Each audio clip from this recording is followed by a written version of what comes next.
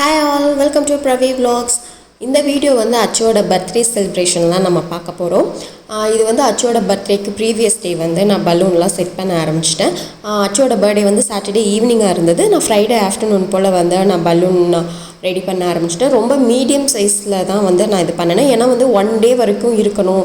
ரொம்ப ஹீட் ஆகிடுச்சு அப்படின்னா வெடிச்சிரும், ரொம்ப பெருசாக ஊதுனாலும் வெடிச்சிரும். அதனால் வந்து கொஞ்சம் மீடியம் சைஸில் ஊதி எல்லா பலூனும் செட் பண்ணிவிட்டேன். பிளாக் வித் கோல்டு காம்பினேஷன் அப்படின்னால பிளாக்ல பலூனும் கோல்டு பலூனும் வாங்கியிருந்தேன். கோல்டு வந்து மெட்டாலிக் வாங்கியிருந்தேன், பிளாக் வந்து நார்மல் பலூன் தான் வாங்கியிருந்தேன். மெட்டாலிக் பிளாக் வந்து ஒரு மாதிரி ஊதும்போது ஒரு மாதிரி க்ரே கலர் மாதிரி இருந்தது. ஸோ அதனால் அது வேணான்னு சொல்லிவிட்டு நார்மல் பிளாக் பலூனும் மெட்டாலிக் கோல்டனும் வாங்கியிருந்தேன். ரெண்டும் காம்பினேஷன் பார்க்கவே நல்லா இருந்தது. ஸோ அதை எல்லாமே செட் பண்ணி வச்சுட்டேன். ஃப்ரைடே ஒரு 5 o'clock போல் நான் அதை வந்து கம்ப்ளீட் பண்ணிட்டேன். பலூன் ஸ்டாண்டிலே வந்து அந்த ஸ்டிக்கில் எல்லாமே செட் பண்ணி வச்சிட்டேன். ஏன்னா அடுத்த நாள் வந்து நம்ம டக்குன்னு எடுத்து வைக்கிற மாதிரி, இல்லைனா அந்த அன்றைக்கி ஈவினிங்கே வந்து எல்லாமே ரெடி பண்ணி வச்சிடணும் அப்படின்னு தான் நான் பிளான் பண்ணியிருந்தேன்.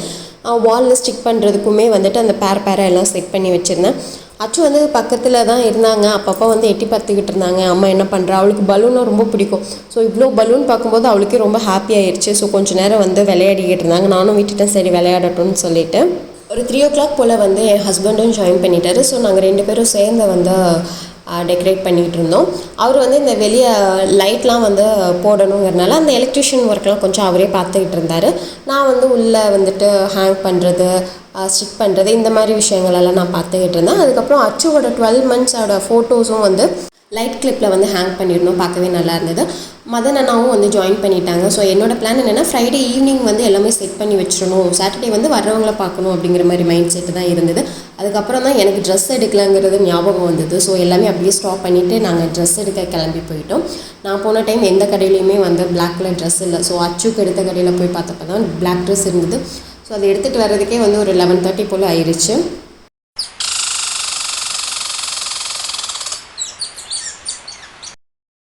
12:30 போல் என் அப்பா, அம்மா, அண்ணா, அண்ணி எல்லாம் வந்திருந்தாங்க. அவங்கள வீடியோ எடுக்கணும்னு நினச்சேன். பட் அவங்க வந்த ஒரு எக்ஸைட்மெண்ட்டில் நான் வீடியோ எடுக்கவே மறந்துட்டேன்.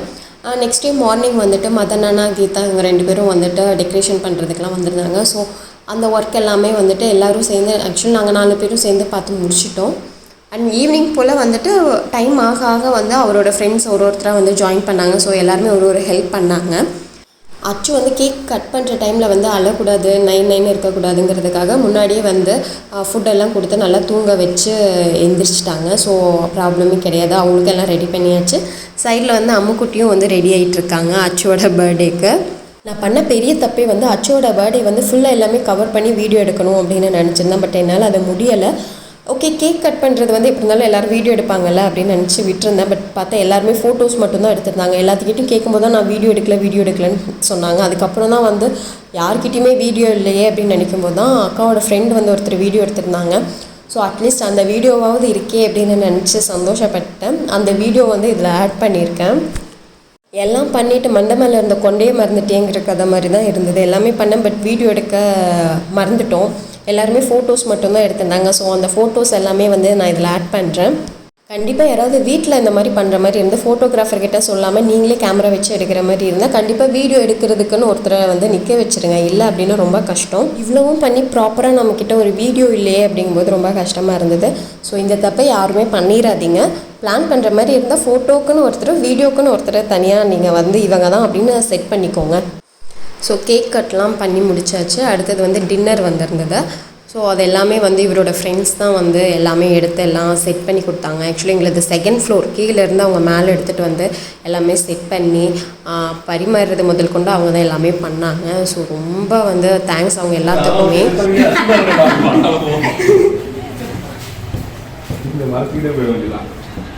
அச்சுக்கு வந்து நிறைய கிஃப்ட் வந்திருந்தது, ட்ரெஸ்ஸு, டாய்ஸ்ன்னு சொல்லிட்டு. பட் எனக்கு அதெல்லாம் விட ஒரு 2 ஸ்பெஷல் கிஃப்ட் எனக்கு ரொம்ப பிடிச்சிருந்தது.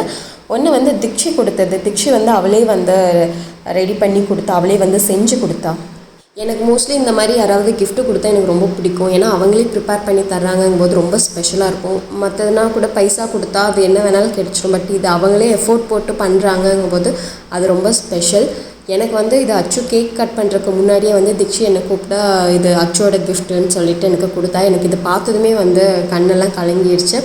இந்த குழந்தை இவ்வளோ எஃபர்ட் போட்டு வந்து பண்ணியிருக்காளே அப்படிங்கும்போது ரொம்ப சந்தோஷமாக இருந்தது பார்க்குறதுக்கு. ரொம்ப தேங்க்ஸ் திக்ஷி. இது நான் பத்திரமா எடுத்து வச்சுருக்கேன். ஒரு சிலருக்கு மட்டும்தான் வந்து இந்த மாதிரியெல்லாம் பண்ணி கொடுக்கணும் அப்படின்னு தோணும். பட் நானும் அந்த மாதிரி பண்ணுவேன் எனக்கு ரொம்ப பிடிச்சவங்களுக்கு.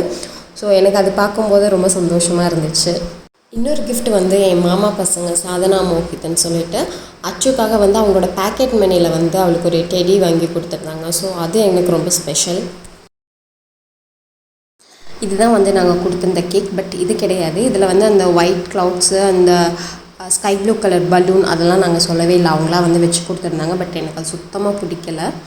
பட் இருந்தாலும் ஓகே.